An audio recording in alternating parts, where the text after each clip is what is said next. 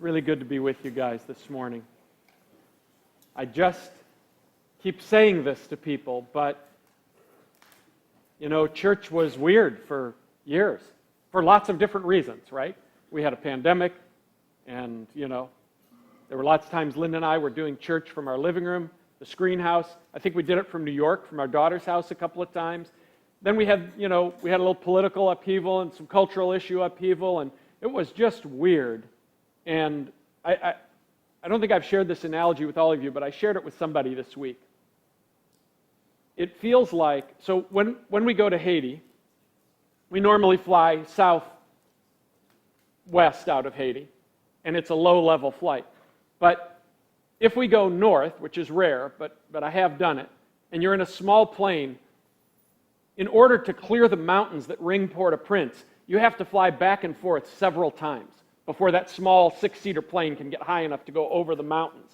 And they get just high enough, and you think you could almost reach out and touch the treetops on the tops of the mountains. But it takes you like 20 minutes of this, and then you clear the mountains, and on the other side are these steep drop-offs, and all of a sudden, instead of being up against this mountain face or just clearing the trees, you're thousands of feet above a valley floor, and it just feels instant, like the world drops away, and you just go, wow.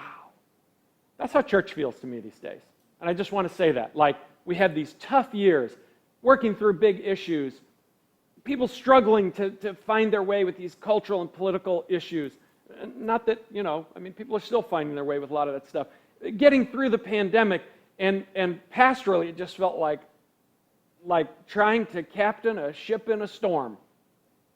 And now all of a sudden it just feels like, well, this is beautiful. It just feels like, whew, and we know who we are, and we're centered in Jesus, and there's a bunch of you who are new here, and I just want to say I'm loving it. So, I'm loving it. So we're in this series, and we've been talking about learning from the path behind us and figuring out how to walk well the part of the road that is still in front of us. And I think that's a big topic. It's a big deal. You stand here today, you have a piece of your life that's behind you, you have a piece of your life that's before you. And you've had some tough times navigating certain things in the past, and you're going to have things to navigate in the future. And when I think about my own road, the road that's still out there in front of me waiting to be lived, I realize that one of the things that I need is the ability to navigate it well. Maybe not perfectly, but I need the ability to navigate it well. My own past tells me that. And what I mean is that all kinds of things are going to come along on that road, and you're going to have to figure out what to do with them. Different kinds of circumstances, different kinds of people, and situations with people, and unanticipated storms, and questions that you're going to have to answer that you didn't know you were going to have to answer. So it's literally just all kinds of things that are going to come down the road. And when the Bible talks about what we need to navigate all these very different kinds of things in life, it describes what we need with one simple word: wisdom. That we need wisdom. And you guys know I love language, so if you trace our English word wisdom back to figure out where it comes from, it goes back to an Old Norse word, visdamer, which means the determining of what is wise, or judging what is wise, or discerning what is wise.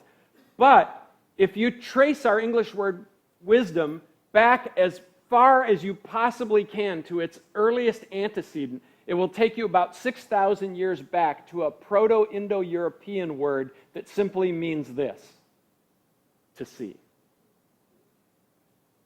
And that, I like that, because when faced with all kinds of things in life, what I need to see what's really going on. I need to see in the sense of having a good understanding of what's unfolding.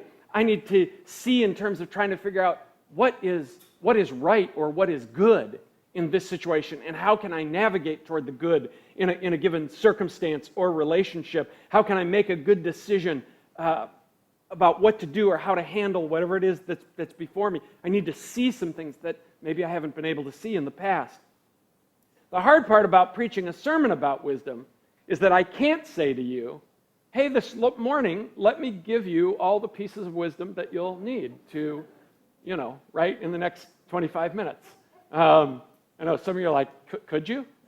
Because that would be phenomenal. I'd put extra in the offering, really, for that. I mean, And yet the whole Bible is filled with people who lacked wisdom, lacked the ability to navigate the road well, went off the rails as a result, encountered God, walked with God, and became wiser over time. And the biblical writers literally beg us to seek wisdom. And I want to read you a few verses from Proverbs 4. I want to read them to you from Eugene Peterson's translation called The Message. And it's an emotionally passionate plea from the writer of Proverbs. And so I want to read it like it is. You ready? Listen, friends, to some fatherly advice. Sit up and take notice so you'll know how to live. I'm giving you good counsel. Don't let it go in one ear and out the other. When I was a boy at my father's knee, the pride and joy of my mother, he would sit me down and drill me, saying, take this to heart. Do what I tell you. Live. Sell everything and buy wisdom. Forage for understanding. Don't forget one word. Don't deviate an inch. Never walk away from wisdom. She guards your life. Love her. She keeps her eye on you. Above all and before all, do this. Get wisdom. Write this at the top of your list. Get understanding. Throw your arms around her. Believe me, you won't regret it. Never let her go. She'll make your life glorious. She'll garland your life with grace. She'll festoon your days with beauty. If Eugene Peterson were still on this earth, I'd ask him, like, festoon? Where did you come up with festoon, man?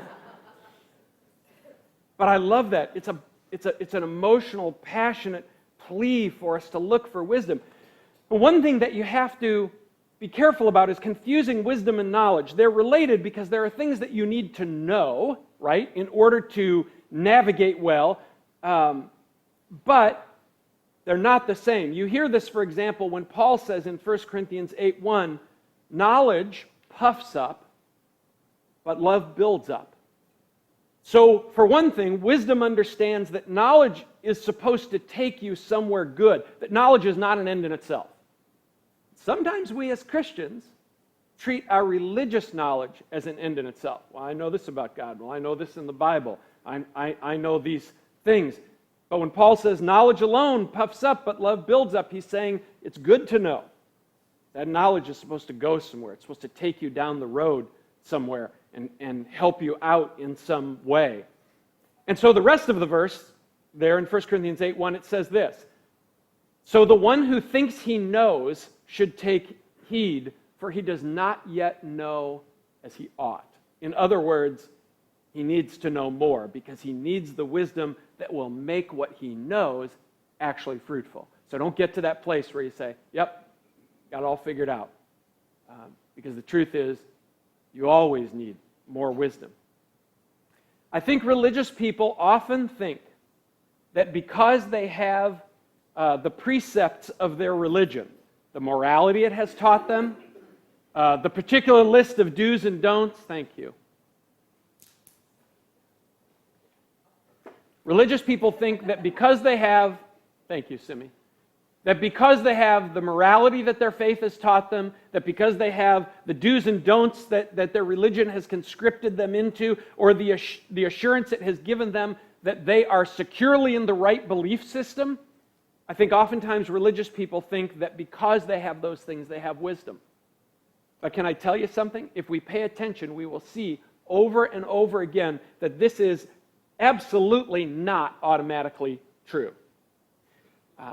Are there religious people who seem to be very wise? Yes, of course. But it's not because their morality or their do's and don'ts or their belief system automatically got them to wisdom. How do I know that? Because religious people, Christian people, still have train wrecks all the time. Lord, in the last few years, we've seen another whole batch of megachurch pastors, and I'm not trying to pick on them, but we've seen them shipwreck over all kinds of things. And And I'm not trying to be overly tough on Christian leaders, but for the grace of God, there go all of us. But if religious knowledge and precepts automatically led to wisdom, then the people with the most knowledge, in other words, those teaching everyone else the Bible and the Christian principles, they would never fall. But it's not automatic. It doesn't automatically lead to wisdom and understanding. And we hear Jesus saying this to the religious leaders in the Gospels, that they have all this religious knowledge, but they still are missing a whole bunch of stuff. He says to them, you tithe off the herbs in your garden, but you don't understand justice and mercy and the love of God. He says to them, you look holy and you want people to honor you, but you're not actually doing anything for the people who are following you and who are honoring you. And then he says to them, and so you end up going and making disciples and teaching them to be just as much or more the sons of hell that you are. That's literally his phrase. So lots of religious knowledge, very little understanding. Jesus describes the process of growing in our understanding when he tells the parable about the farmer scattering seeds. You know, that parable is found in Luke 8 and Matthew 13. So he describes this farmer goes out and he sows the seeds, and some of the seeds fall into good soil, but some of them fall into soil where there's a lot of stones, and some of it falls into soil that's kind of shallow, and some of it falls in among the thorns where it gets choked out. There's too many other things growing around it. And so Jesus, explains all this as like, the enemy snatches away some that fell on the wayside, and the shallow soil, that was like people's hearts weren't richly receptive enough for the seed to take root. Jesus says the seed is the word of God. And then, he says, some of it fell among the thorns. And that's like people where they had so much else going on in life, so many other things they were worried about or focused on or obsessed with, that kind of choked it out. And the deeper thing that God wanted to speak into their life was not able to take root. And then, after he speaks this parable, he says this. Speaks this parable to the whole crowd that was there that day. And then it says, and then the disciples came to him. They're quite frustrated, and they say, why do you speak to the people in parables? Why don't you just talk plain? Just tell them what it is, right? Tell them what to do.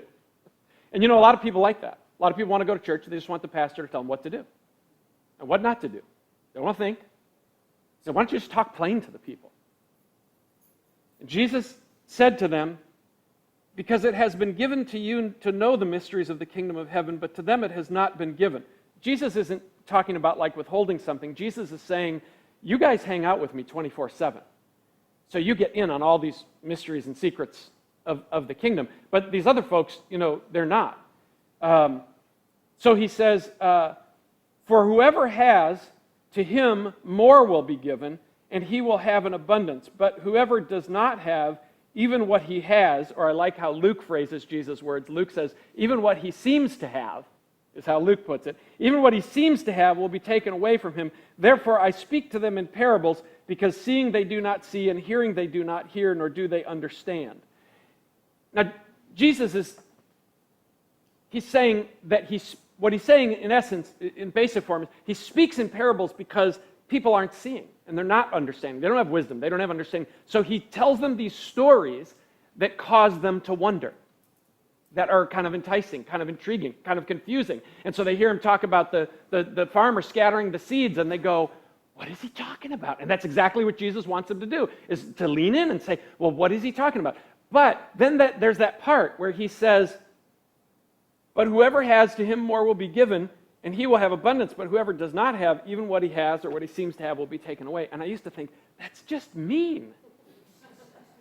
Like, I love you, Lord, but it's just mean that the people who already have are going to get more, and the people who don't have, even what they have or they seem to have, they're going to lose. And I used to think, this doesn't make sense to me. But then I realized that what Jesus is doing is he's not saying, I mean, wouldn't that be weird, right? Especially when we read, like, God is light and in him there's no darkness. Can you imagine?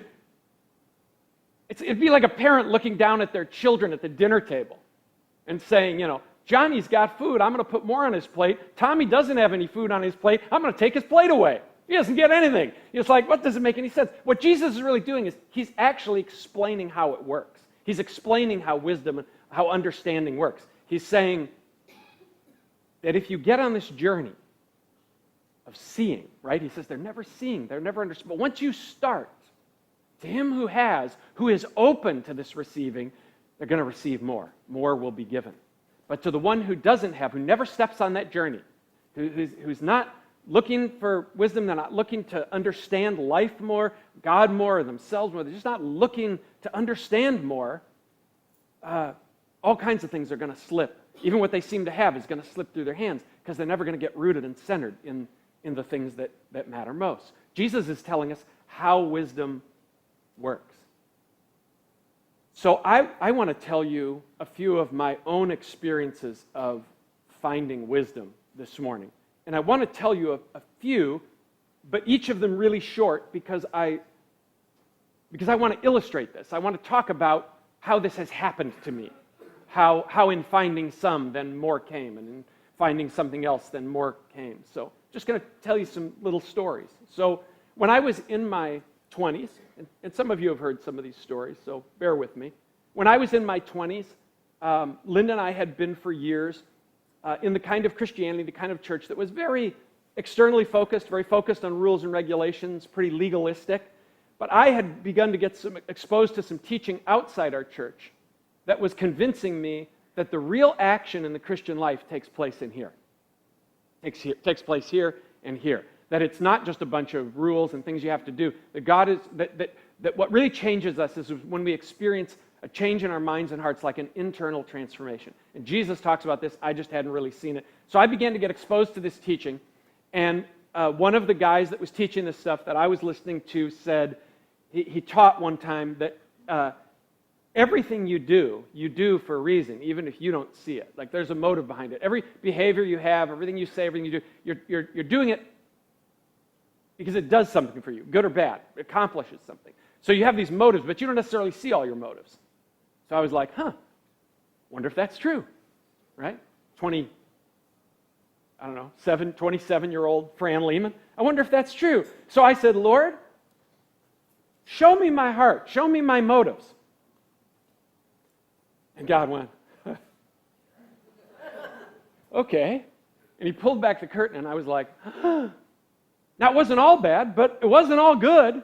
Like, I realized that I did a lot of things in my life that made me feel accepted by other people. I did a lot of things in my life that made me feel important or powerful. I did a lot of things in my relationship with Linda that would get her to reassure me of her love for me because I was insecure in her. So all this stuff that I didn't know existed. So what I learned is that motives really matter, and half the time you're blind to them. But if you see them, then you can say, hey, Lord, I think you and I got to work on that, right? So I didn't see it. Are you with me? And then I did. Wisdom. And I knew a lot of Bible verses, but I didn't see it, and then I did. Or, I don't really know how this happened to me, but as I came through my late teens and into my 20s, I started to feel less than other people. Probably a lot of different things contributed to it, but I felt like I didn't measure up to other people, I wasn't good as other people, I wasn't as important as other people, and there were things about myself I didn't like, and the thing I despised most about myself was that I had a tender heart. And I do have a tender heart, and I was like that as a kid, and I hated it then, and I hated it when I was in my 20s, because I didn't want to be tender, I wanted to be tough. Even as a Christian, I wanted to be impervious to, whatever, being hurt by other people or whatever it is. And it's kind of funny, because over the years, all these years of pastoring, once in a great while, in some goofy situation, somebody will perceive or think that I have, like, a hard heart and I'm like, you have no idea. This heart bleeds every day. That's how God made me. So in my 20s, I said to God, I hate this about myself. I hate it about myself. And the Lord said, well, that's too bad. Because that's how I made you. And I made you so that you could have a tender heart and you could love people. And so I began to own it. And what happened was, I began to realize it was a good thing. And I began to not despise that about myself anymore. And so the wisdom is, don't despise what God has made, right? God's made you different from other people. Some of that is for a reason. Yeah, there are some broken things in you that need to be healed and stuff, but some of the way you're different is for a reason. Don't despise what God has made. I didn't see it, right? I didn't see that it was a gift. And then I did, right? Wisdom. Linda and I have been through, I think, she might say I'm wrong, I would say over the years of our marriage, we've had 3 what I think of as really tough seasons. And seasons where we weren't connected the same way, or we were upset. We've always loved each other, but where we were upset or frustrated, maybe didn't like each other in certain moments. And one of those was around our 25th year. And we found out later that essentially what we were experiencing is that we both felt the other person was failing us in a significant way.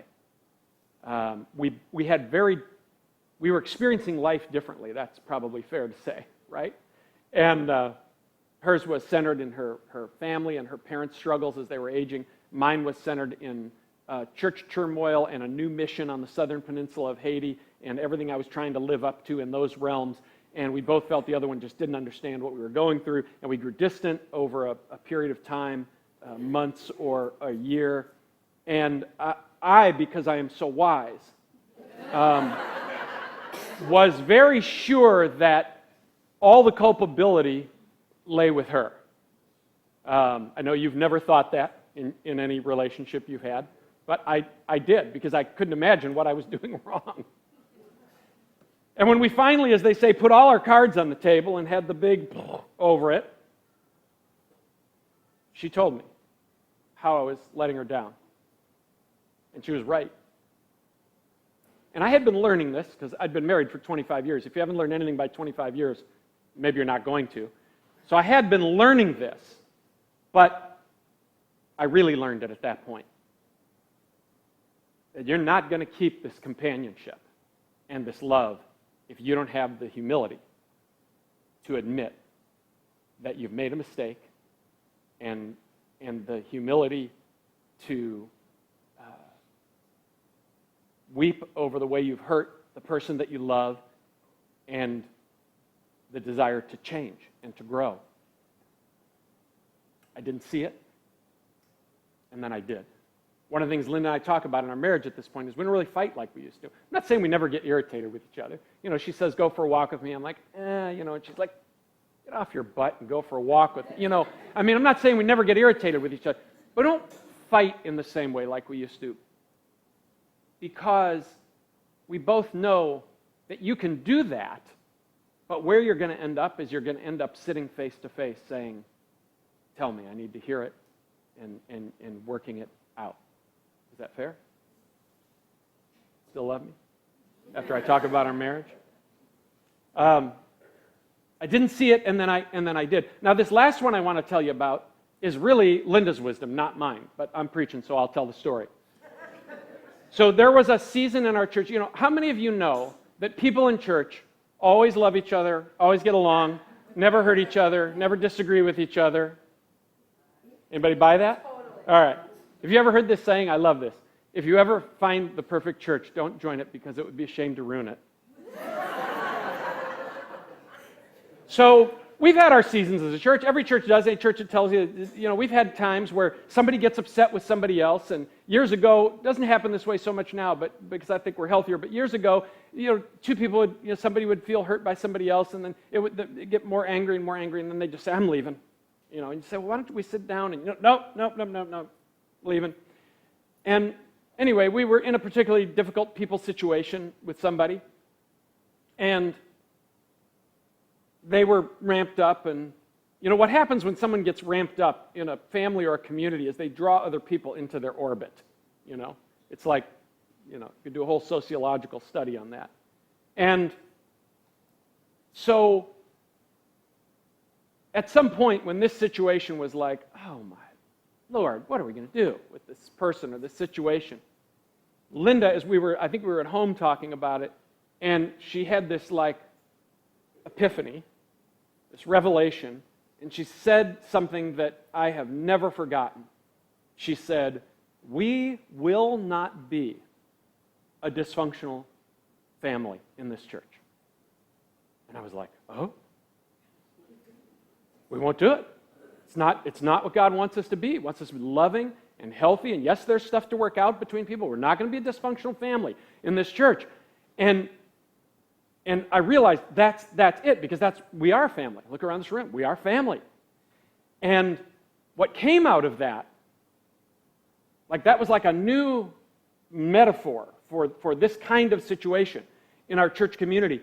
And what came out of it was that we realized if you don't want to be a dysfunctional family, and this is true in your family too, by the way, like in your home, you have to create a culture that's functional, not dysfunctional in your family. You have to create a culture that's healthy, not unhealthy, right? You have to create a culture that's honest, that's loving, right? That has integrity, all these things, that's compassionate, all these things that go into healthy family systems, healthy relationships. And so, if you've come into our church and you say, boy, I'm still waiting to get to look behind the curtain where all the unhealthy stuff is, but it seems warm, it seems healthy. It is really warm, and it's not perfect, but it is really warm, and it is really healthy. And it's because for years now, we've been saying this: we will not be a dysfunctional family in this church. We're going to love each other. We're going to have open, honest relationships. We're going to work stuff out. And maybe that season during the pandemic and the political and cultural stuff and all that, maybe that was the test of our healthy family, and we're here. And so here's the thing. We didn't see it, and then we did, right? That's wisdom. This is how it works. We need to acquire some wisdom, some understanding that we don't have, and we're open to it, or we become open to it, and God finds a way to impart that to us, sometimes through a lesson we learn, through a circumstance, or sometimes just by what He speaks into our hearts, if we're listening for that still small voice. But however it comes, I want to give you the answer key so you'll recognize that wisdom when it comes. In 1 Corinthians chapter 1, Paul tells us that when most people look at the cross, they're going to see nothing. Because what it looks like is it just looks like a weak man foolishly losing his life because he couldn't resist speaking truth to power, and he couldn't figure out how to get himself out of the jam when he finally got deep into it. But Paul says, yeah, the cross might look foolish and weak, but Christ on the cross is the strength of God and the wisdom of God. So there's something paradoxical, because we've all learned to be a little dysfunctional. There's something paradoxical about real wisdom and real strength, and you have to get a different lens or stand from a different vantage point to look at it in order to realize, oh, strength isn't always what they told me strength was. Wisdom doesn't always look like what they told me was the smart way to go through life. So let me ask you some questions. When you admit your mistakes, weak or strong? When you admit you don't see everything yet, foolish or wise? When you are willing to recognize that you didn't see something and you shut up and listen with humility to your partner, weak or strong? When you come to God and ask Him by His love to strip away the shame and lies that you can't find the power to strip away from yourself, weak or strong? When you refuse to play the game of hurting those who hurt you but look for a way to end the cycle, weak or strong? Yeah, that's Jesus on the cross, by the way, ending the cycle. Right? We cut his side open, put a crown of thorns on his head, nailed him down, called him a criminal, and he said, I will not fight with you, but I will love you. I will love you to the end.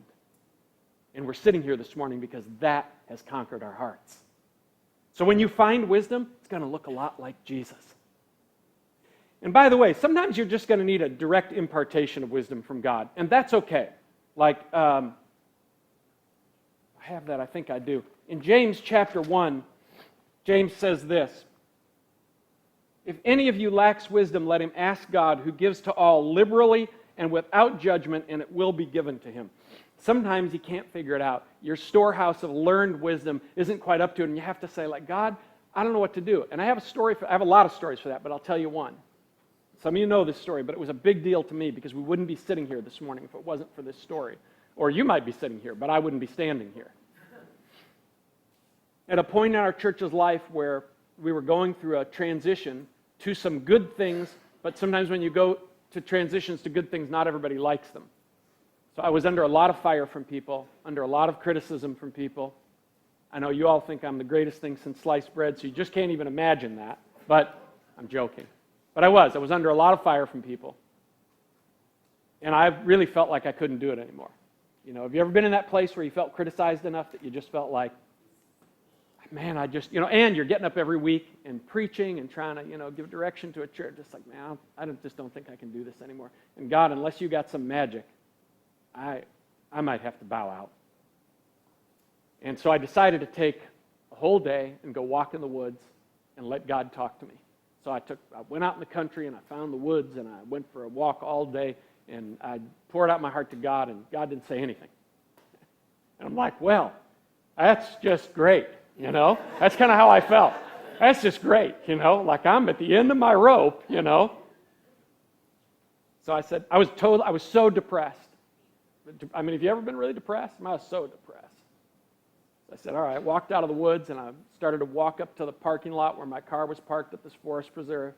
And literally, as I put my foot onto the pavement, I just heard, I can't describe how, deep in my soul, I heard these words, stay the course. And I just stopped. Sorry. I said, okay. And it really was okay. Like it was okay. Because if your father says, stay the course, I got you, I'm with you, whatever happens, just stay the course. And I was like, okay. And it put a little more spring in my step and a little more confidence in me to try to be a leader and try to do those things. So if you're in a place where you say, I don't know if my own storehouse of wisdom over the years has got it, like God, I need to know something. It's okay to say to God, like, James says, he gives liberally. And he's not going to judge you for not knowing. That's what James is saying. He's going to answer you, and he's going to help you figure it out. I want the road ahead to be good for you. I want you to be able to navigate whatever the road brings in a good way. And so I think the question about wisdom is this. Do you see the need for it? Do you know that there is still more wisdom that you need? Are you hungry for it? Do you desire it? Because if you don't, here's what I can tell you, it won't force itself on you. Lady Wisdom will not, just think of a whole bunch of the 50, 60, 70, 80-year-olds you know that have never really figured out that good path in life. Lady Wisdom will not force herself on you. But Proverbs 2:4 says, if you search for wisdom as for hidden treasure, it will be found by you. It will. And remember the cry that we heard earlier. In fact, just close your eyes and listen to it. Sell everything and buy wisdom. Never walk away from her. She guards your life. Love her. She keeps her eye on you. Throw your arms around her and never let her go. Believe me, you won't regret it.